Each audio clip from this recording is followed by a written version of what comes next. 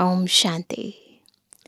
विदेही शिव बाबा हमें अपने समान देह देह के संबंधों से न्यारा देही अभिमानी बनाने की विभिन्न युक्तियाँ हमें रोज़ समझाते हैं।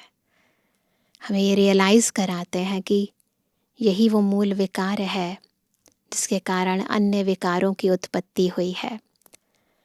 और उस देह अभिमान की जड़ों को यदि हम समझ जाएं, कितनी गहरी, कितने विभिन्न रूपों से आत्मा के भीतर समाई हुई है, तो परमात्मा याद की अग्नि से इन देह अभिमान की जड़ों को समूल नाश करना हमारे लिए सहज हो जाएगा। तो जितना जितना हम परमात्मा याद में रहते हैं, बाबा की याद से अंतर आत्मा के अंदर शक्ति प्राप्त करते हैं, उतना इन विकारों पर विजय प्राप्त करना, देही अभिमानी रहना सहज हो जाता है। और आत्मा इस याद की अग्नि से अपने अंतर शीतलता की महसूसता करती है और अंतरात्मा के निज गुणों में टिकना, आत्मा की विभिन्न शक्तियों को महसूस करना और स्वधर्म में स्थित होकर हर कर्म करना, अपने हर कर्म को श्रेष्ठ और सफल बनाना हमारे लिए सहज हो जाता है। आज की मुरली भी हमें हमारा ये पहला पाठ पक्का करा रही है। हमें देही अभिमानी कैसे बनना है वो विधि सिखा रही है। सुनते हैं प्यारे बाबा के मधुर महावाक्य। आज 10 मार्च 2026 प्यारे बाबा के मधुर महावाक्य हैं। मीठे बच्चे, सबसे बड़ी बीमारी देह अभिमान की है। इससे ही डाउनफॉल हुआ है। इसलिए अब देही अभिमानी बनो। प्रश्न है, तुम बच्चों की कर्मातीत अवस्था कब होगी? कब होगी? बाबा बताते हैं, उत्तर है जब योग बल से कर्म भोग पर विजय प्राप्त करेंगे। पूरा देही अभिमानी बनेंगे। यह देह अभिमान का ही रोग सबसे बड़ा है। इससे दुनिया पतित हुई है। देही अभिमानी बनो तो वह खुशी, वह नशा रहे, चलन भी सुधरे। आज का गीत है, रात के राही थक मत जाना, सुबह की मंजिल दूर नहीं।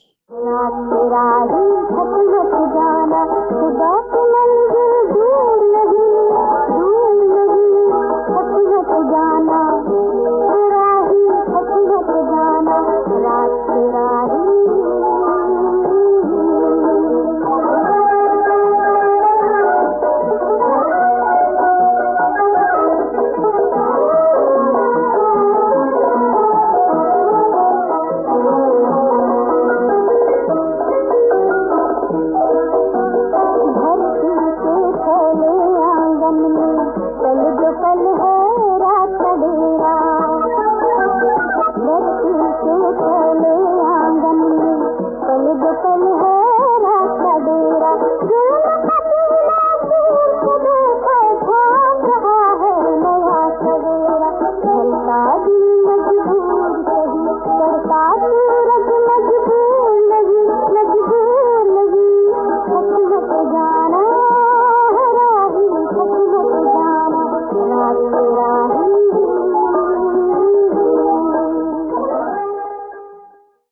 ओम शांति।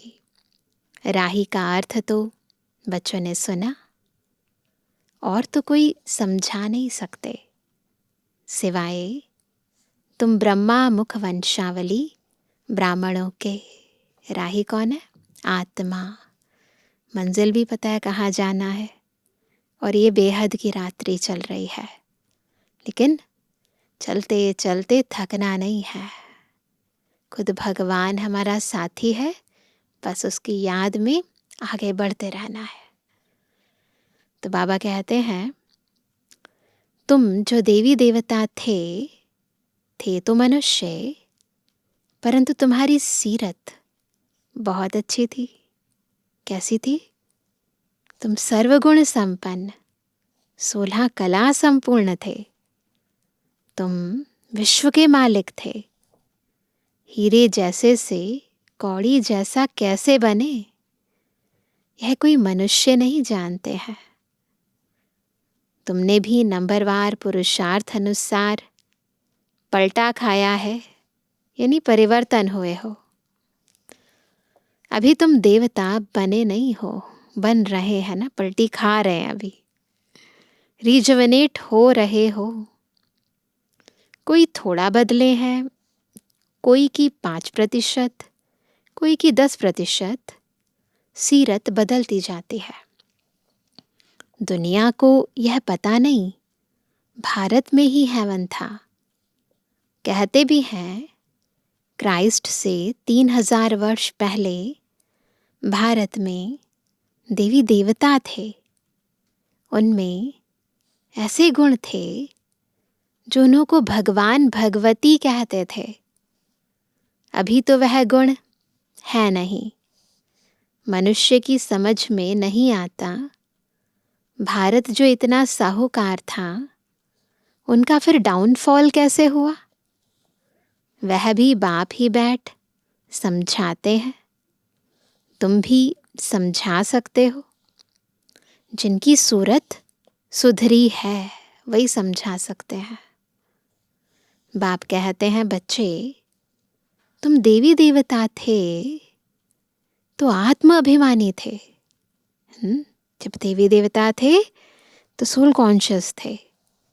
फिर जब रावण राज्य शुरू हुआ तो देह अभिमानी बन पड़े हो। यह देह अभिमान की सबसे बड़ी बीमारी तुमको लग पड़ी है। सतयुग में तुम आत्म अभिमानी थे, बहुत सुखी थे। किसने तुमको ऐसा बनाया? किसने बनाया? यह कोई भी नहीं जानते। बाप बैठ समझाते हैं तुम्हारा डाउनफॉल क्यों हुआ। रियल रीजन बताते हैं बाबा। अपने धर्म को भूल गए हो। भारत वर्थ नॉट अ पैनी बन गया। भारत यानी भारतवासी, है ना। भारत भारतवासियों से बना, और वो भी कौन से? जो मूल है, आदि के हैं। उनका मूल कारण क्या है? वर्थ नॉट अ पैनी कैसे बना? उसका मूल कारण क्या है? एक ही है, देह अभिमान। यह भी ड्रामा बना हुआ है। मनुष्य यह नहीं जानते कि भारत इतना साहूकार था, फिर गरीब कैसे बना। हम आदि सनातन देवी देवता धर्म के थे, फिर हम कैसे धर्म भ्रष्ट कर्म भ्रष्ट बने। बाप समझाते हैं रावण राज्य होने से तुम देह अभिमानी बने तो तुम्हारा यह हाल होने लगा। सीढ़ी भी दिखाई है कैसे डाउनफॉल हुआ। वर्थ नॉट अ पैनी का भी मुख्य कारण देह अभिमान है। हमारी वैल्यू जो डाउन हुई उसका मूल कारण ये बॉडी कॉन्शियसनेस है। यह भी बाप बैठ समझाते हैं। शास्त्रों में कल्प की आयु लाखों वर्ष लगा दी है। आजकल समझदार है क्रिश्चियन लोग। वह भी कहते हैं क्राइस्ट से 3000 वर्ष पहले पैराडाइज था। भारतवासी यह समझ नहीं सकते कि प्राचीन भारत ही था जिसको स्वर्ग हेवन कहा जाता है। जो हमारे धर्म के भी नहीं है, उनकी बुद्धि क्लीन है, हमसे ज़्यादा क्लियर है, इसलिए वो तो समझ सकते हैं। और हम जो इसी देश के मूल निवासी थे, जो खुद स्वर्ग से होकर गुजरे हैं, हम भूल गए हैं। आजकल तो भारत की फुल हिस्ट्री ज्योग्राफी को जानते ही नहीं हैं। थोड़े बच्चों में थोड़ा ज्ञान है, तो देह अभिमान आ जाता है। समझते हैं हमारे जैसा कोई है नहीं। बाप समझाते हैं भारत की ऐसी दुर्दशा क्यों हुई। बापू गांधी भी कहते थे पतित पावन आओ, यानी पतित है ना, आकर राम राज्य स्थापन करो। आत्मा को जरूर कभी बाप से सुख मिला है, तो पतित पावन को याद करते हैं, है ना। भले बॉडी कॉन्शियसनेस में बोलते हैं, लेकिन बोलती तो आत्मा है ना कहीं लुप्त रूप में, गुप्त रूप में अंदर कोई पुरानी स्मृति समाई है, तभी तो कहती है आत्मा। बाप समझाते हैं हमारे बच्चे जो शूद्र से बदल ब्राह्मण बनते हैं, वह भी पूरा देही अभिमानी नहीं बनते हैं। घड़ी घड़ी देह अभिमान में आ जाते हैं। यह है सबसे पुराना रोग, है ना। अंदर तक ये रोग लगा हुआ है हर एक को, जिससे यह हाल हुआ है ना। इस एक रोग ने आत्मा को तन से, मन से, धन से, संबंध से पूरा रोगी बना दिया है, कमजोर बना दिया है। देही अभिमानी बनने में बड़ी मेहनत है। जितना देही अभिमानी बनेंगे उतना बाप को याद करेंगे, फिर अथाह खुशी रहनी चाहिए। गाया जाता है परवाह थी पार ब्रह्म में रहने वाले परमेश्वर की, वह मिल गया उससे 21 जन्म का वर्षा मिलता है। बाकी क्या चाहिए। सोल कॉन्शियस हो गए, बाबा की याद में रहने लगे, बस और क्या चाहिए। खुद क्रिएटर आपकी मुट्ठी में है, वो आपके साथ है, उसके साथ आप सदा कंबाइंड रहते हो, और क्या चाहिए। सब कुछ हो गया आपका। तुम सिर्फ देही अभिमानी बनो, मामेकम याद करो, भल गृहस्थ व्यवहार में रहो। सारी दुनिया देह अभिमान में है। भारत जो इतना ऊंच था, उसका डाउनफॉल हुआ है। हिस्ट्री, ज्योग्राफी क्या है, यह कोई बता ना सके। यह बातें कोई भी शास्त्रों में नहीं है। देवताएं आत्म अभिमानी थे, जानते थे एक देह को छोड़ दूसरी लेनी है। परमात्मा अभिमानी नहीं थे, परमात्मा का ज्ञान नहीं था, पर सोल कॉन्शियस तो थे ना। इसीलिए उन्हें पता था कि मुझे ये वस्त्र छोड़ने हैं और दूसरे वस्त्र लेने हैं, तो वस्त्र की तरह देह का त्याग करते थे। परमात्मा अभिमानी नहीं थे। तुम जितना बाप को याद करेंगे, देही अभिमानी रहेंगे, उतना बहुत मीठा बनेंगे। 2 ही काम करने हैं। देह अभिमान में आने से ही लड़ना, झगड़ना, बंदरपना आ जाता है। यह बाप समझाते हैं, यह बाबा भी समझ रहे हैं, ब्रह्मा बाबा भी समझ रहे हैं। बच्चे देह अभिमान में आकर शिव बाबा को भूल जाते हैं। अच्छे अच्छे बच्चे देह अभिमान में रहते हैं, देही अभिमानी बनते ही नहीं है। तुम कोई को भी यह बेहद की हिस्ट्री, ज्योग्राफी समझा सकते हो। बरोबर सूर्यवंशी, चंद्रवंशी राजधानी थी। ड्रामा का किसको भी पता नहीं है। भारत जो इतना गिरा, डाउनफॉल की जड़ है देह अभिमान। बच्चों में भी देह अभिमान आ जाता है। यह नहीं समझते कि हमको डायरेक्शन कौन देते हैं। हमेशा समझो, शिव बाबा कहते हैं, अगर डायरेक्शन मान नहीं रहे इसका मतलब जाना नहीं है, डायरेक्शन देने वाला कौन है। अगर ये समझ जाएं कि खुद शिव बाबा हमें डायरेक्शन दे रहे हैं तो फिर तुरंत माने। शिव बाबा को याद न करने से ही देह अभिमान में आ जाते हैं। सारी दुनिया देह अभिमानी बन गई है। तब बाप कहते हैं, माँ में कम याद करो, अपने को आत्मा समझो। पक्का करना है सभी बिल्कुल आत्मिक स्थिति में स्थित होकर एक एक बाबा के महावाक्य हम सुनेंगे।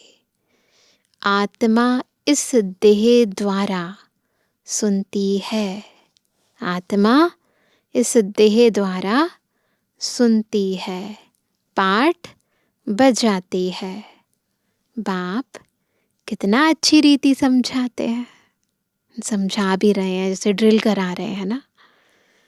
भल भाषण तो बहुत अच्छा कर लेते हैं, परंतु चलन भी तो अच्छी चाहिए ना। देह अभिमान होने कारण फेल हो जाते हैं। वह खुशी, वह नशा नहीं रहता।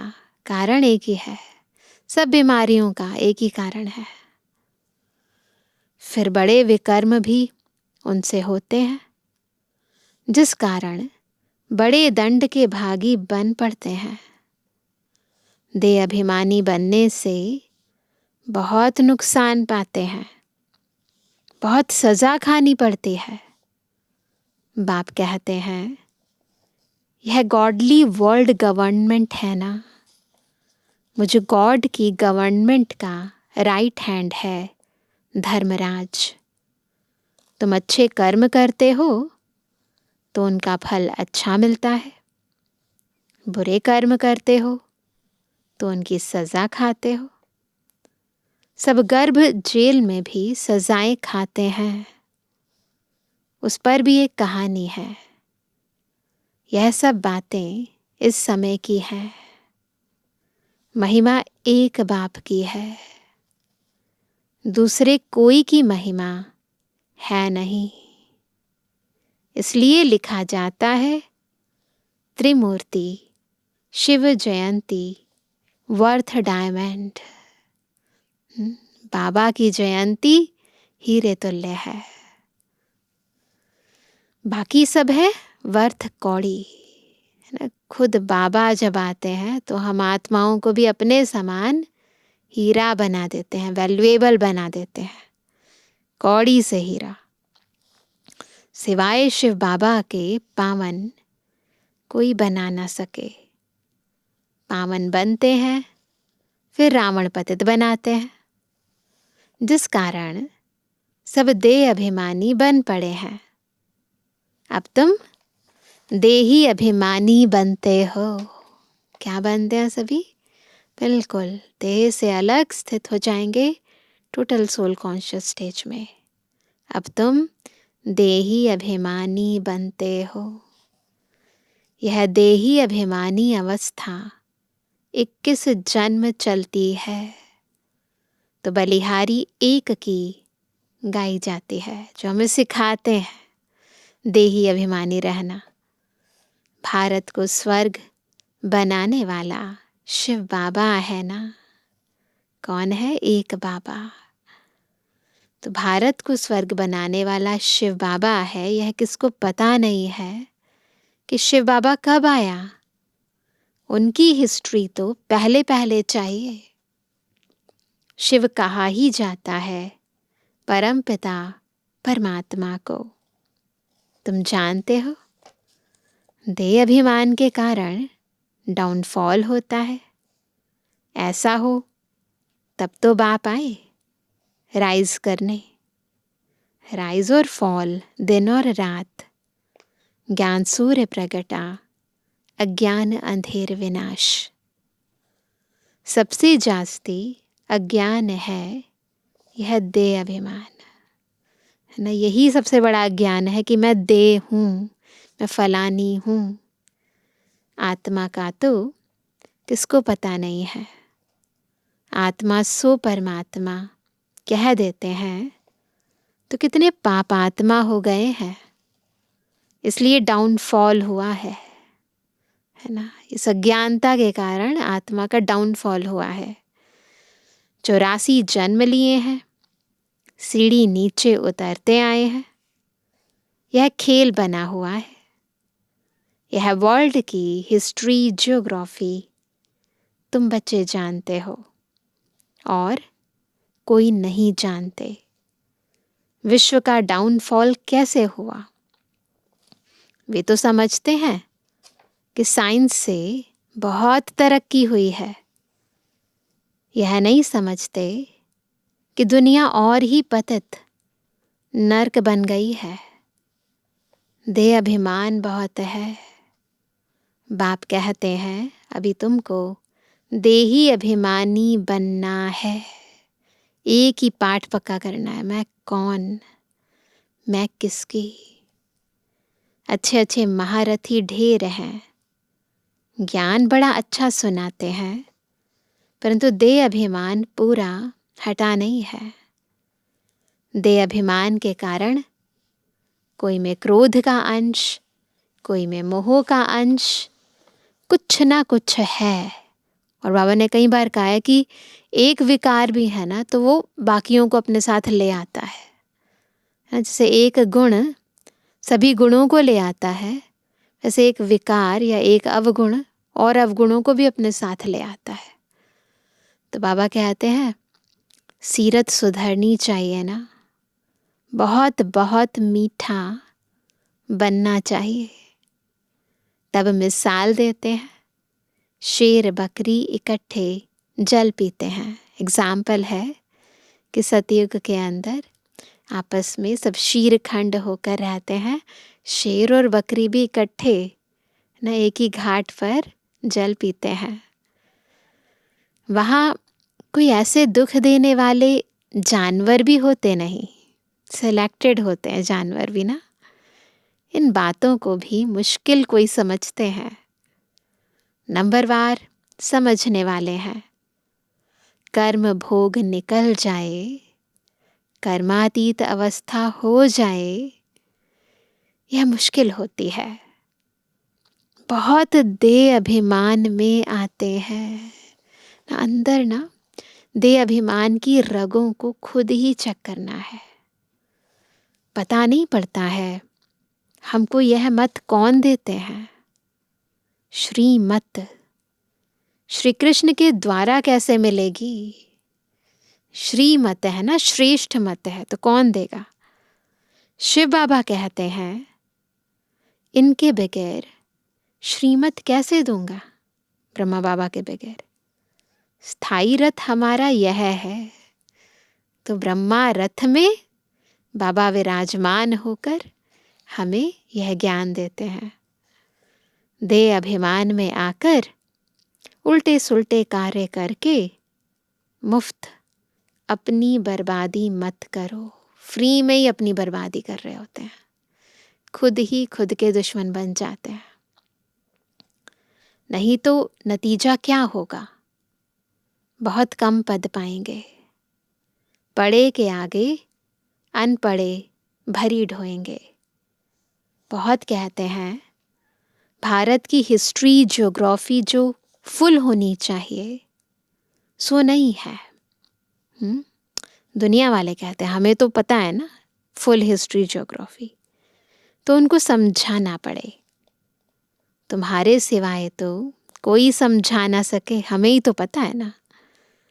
परंतु देही अभिमानी स्थिति चाहिए, वही ऊंच पद पा सकते हैं, है ना। ये ज्ञान, इतना ऊंचा ज्ञान देने के लिए स्थिति भी इतनी ऊंची चाहिए, देही अभिमानी चाहिए। अभी तो कर्मातीत अवस्था किसकी हुई नहीं है। इनके यानी बाबा के ऊपर तो बहुत झंझट है, कितनी फिक्रात रहती है। भल समझते हैं कि सब ड्रामा अनुसार होता है ना, ज्ञान तो है, पर फिर भी समझाने के लिए युक्तियां तो रचनी होती है ना, इसलिए बाबा कहते हैं तुम जास्ती देही अभिमानी बन सकते हो, फ्री हो ना, तुम्हारे ऊपर कोई बोझा नहीं है। बाप पर तो बोझा है, हेड तो यह है ना, प्रजापिता ब्रह्मा, परंतु यह किसको पता नहीं है कि इनमें शिव बाबा बैठे हैं। तुम्हारे में भी कोई मुश्किल इस निश्चय में रहते हैं, साकार में उस निराकार को देखना है ना, ये बहुत ही महीन और दिव्य बुद्धि है ना, वही ये समझ सकती है, पहचान सकती है, जान सकती है, उसी का काम है ये। तो यह वर्ल्ड की हिस्ट्री, ज्योग्राफी जाननी चाहिए ना। भारत में स्वर्ग कब था, फिर कहाँ गया, है ना, कैसे डाउनफॉल हुआ, यह किसको पता नहीं है। जब तक तुम नहीं समझाओ तब तक कोई समझ ना सके। इसलिए बाबा डायरेक्शन देते हैं, लिखा पढ़ी करो तो स्कूलों में वर्ल्ड की हिस्ट्री, ज्योग्राफी बतानी चाहिए, डाउनफॉल पर भाषण करना चाहिए। भारत हीरे जैसा था, वह फिर कौड़ी जैसा कैसे बना, कितने वर्ष लगे, हम समझाते हैं। ऐसे पर्चे एरोप्लेन द्वारा गिरा सकते हो, समझाने वाला बड़ा होशियार चाहिए। गवर्नमेंट चाहती है तो गवर्नमेंट का ही हॉल, विज्ञान भवन जो दिल्ली में है, वहाँ सबको बुलाना चाहिए। ये तो साकार बाबा की बात है, उसके बाद तो कितने कार्यक्रम बाबा के हुए हैं विज्ञान भवन में। अखबार में भी डाला जाए, कार्ड भी सबको भेज दें। हम आपको सारे वर्ल्ड की हिस्ट्री, ज्योग्राफी आदि से अंत तक समझाते हैं। आप ही आएंगे जाएंगे, पैसे की तो बात ही नहीं है। समझो हमको कोई मिला, प्रेजेंट यानी भेंट करते हैं, तो हम ले नहीं सकते हैं, सर्विस करने के लिए काम में लाएंगे, बाकी हम ले नहीं सकते। वो बता रहे हैं कोई गिफ्ट दे तो उसे सेवा में यूज़ करना है, हमें नहीं यूज़ करना है। बाप कहते हैं मैं तुमसे दान लेकर क्या करूँगा जो फिर भर कर देना पड़े। मैं पक्का शर्राफ हूँ। ऐसे नहीं बाबा किसी से लेगा, क्योंकि अगर लेंगे तो फिर देना पड़ेगा। तो ये बात हमें भी बुद्धि में रखनी कि अगर हम किसी से कुछ लेते हैं तो फिर आगे चलकर देना भी पड़ेगा। तो सोच समझ कर लेन देन करनी है। अच्छा मीठे किसी के लिए जवानी बच्चों पितृवानी बाप दादा का दिल जान सको प्रेम से नंबरवार प्रसाद अनुसार यादगार और गुणवानी। रूहानी बच्चों की रूहानी बाप दादा को गुड मॉर्निंग, नमस्ते नमस्ते नमस्ते। धारणा के लिए मुख्य सार पहला, देह अभिमान में आकर कोई भी उल्टा सुल्टा कार्य नहीं करना है। देही अभिमानी बनने का पूरा पूरा पुरुषार्थ करना है। अपनी सीरत यानी चलन सुधारते रहना है। दूसरा, बहुत बहुत मीठा शीतल बनना है। अंदर में क्रोध मोह का जो भूत है उसे निकाल देना है। आज का वरदान है, रिगार्ड देने का रिकॉर्ड ठीक रख। खुशी का महादान करने वाले पुण्य आत्मा भव।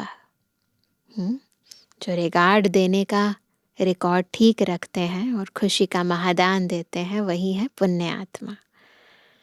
वर्तमान समय चारों ओर रिगार्ड देने का रिकॉर्ड ठीक करने की आवश्यकता है। यही रिकॉर्ड फिर चारों ओर बजेगा।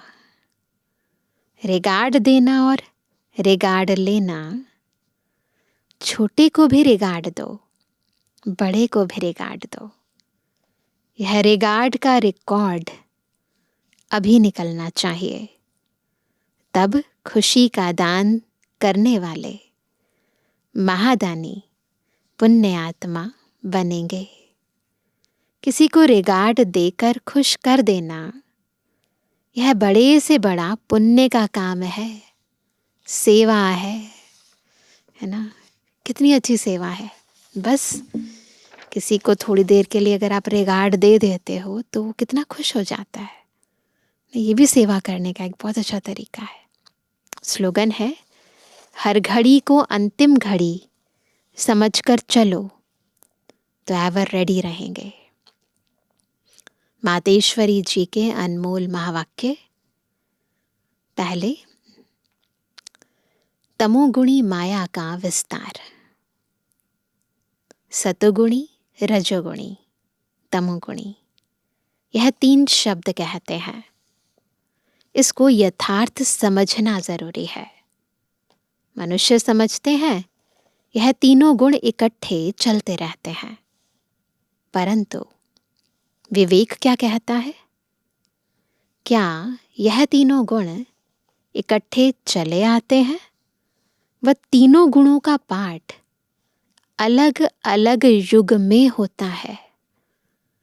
विवेक तो ऐसे ही कहता है कि यह तीनों गुण इकट्ठे नहीं चलते, पॉसिबल नहीं है ना।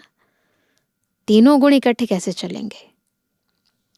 जब सतयुग है तो सतोगुण है, द्वापर है तो रजोगुण है, और कलयुग है तो तमोगुण है। जब सतो है तो तमो रजो नहीं, जब रजो है तो फिर सतो गुण नहीं है। यह मनुष्य तो ऐसे ही समझ कर बैठे हैं कि यह तीनों गुण इकट्ठे चलते आते हैं। यह बात कहना सरासर भूल है। वो समझते हैं जब मनुष्य सच बोलते हैं, पाप कर्म नहीं करते हैं, तो वो सतोगुणी होते हैं। परंतु विवेक कहता है, जब हम कहते हैं सतोगुण, तो इस सतोगुण का मतलब है संपूर्ण सुख। गोया सारी सृष्टि सतोगुणी है, एक की बात नहीं है, सारी सृष्टि की बात है। बाकी ऐसे नहीं कहेंगे कि जो सच बोलता है वो सतोगुणी है और जो झूठ बोलता है वो कलयुगी तमोगुणी है। ऐसे ही दुनिया चलती आती है। अब जब हम सतयुग कहते हैं तो इसका मतलब है सारी सृष्टि पर सतोगुण, सतु प्रधान चाहिए। हाँ, कोई समय ऐसा सतयुग था जहां सारा संसार सतगुणी था। अब वो सतयुग नहीं है, अभी तो है कलयुगी दुनिया। गोया सारी सृष्टि पर तमो प्रधानता का राज्य है। इस तमोगुणी समय पर फिर सतोगुण कहाँ से आया? पॉसिबल ही नहीं है ना। दुनिया है ना, जैसा युग चल रहा है, जैसी दुनिया चल रही है, वैसे ही तो गुण होंगे। अब है घोर अंधियारा, जिसको ब्रह्मा की रात कहते हैं। ब्रह्मा का दिन है सतयुग और ब्रह्मा की रात है कलयुग। तो हम दोनों को मिला नहीं सकते।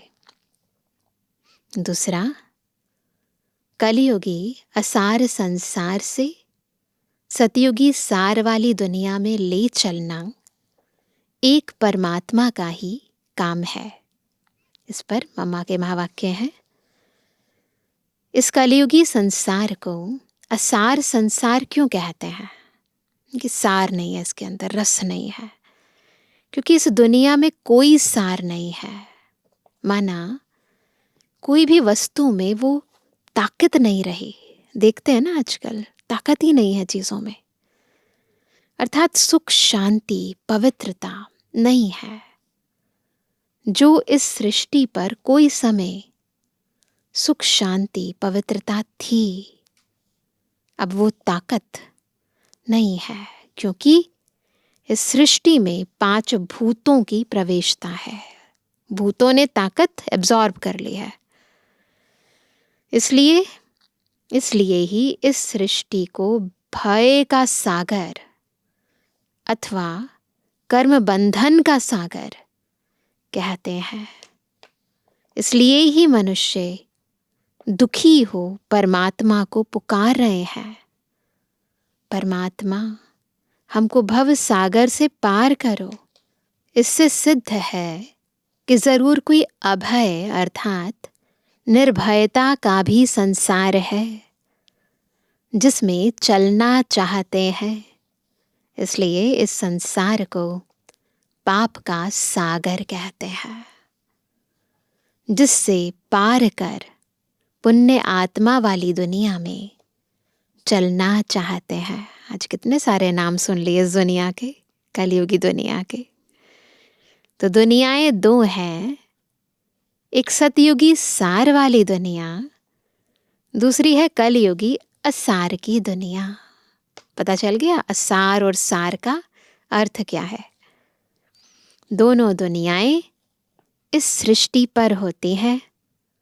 अभी परमात्मा वह सार वाली दुनिया स्थापन कर रहे हैं। अच्छा, ओम शांति। आज का व्यक्त इशारा, निश्चय के फाउंडेशन को मजबूत कर सदा निर्भय और निश्चिंत रहो। जैसे ज्ञान की सब्जेक्ट है, वैसे सेवा की भी सब्जेक्ट है। जो इसमें फेथफुल निश्चय बुद्धि है, वही नंबर आगे जा सकता है।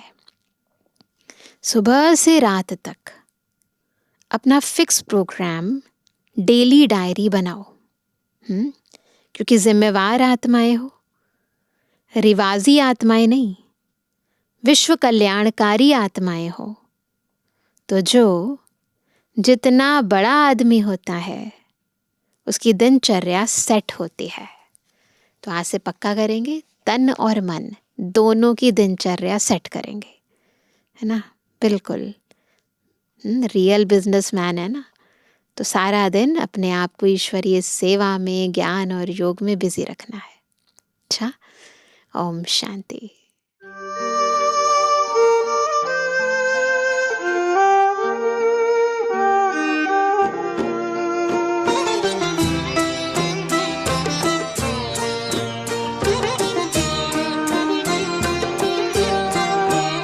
तेरी शिक्षा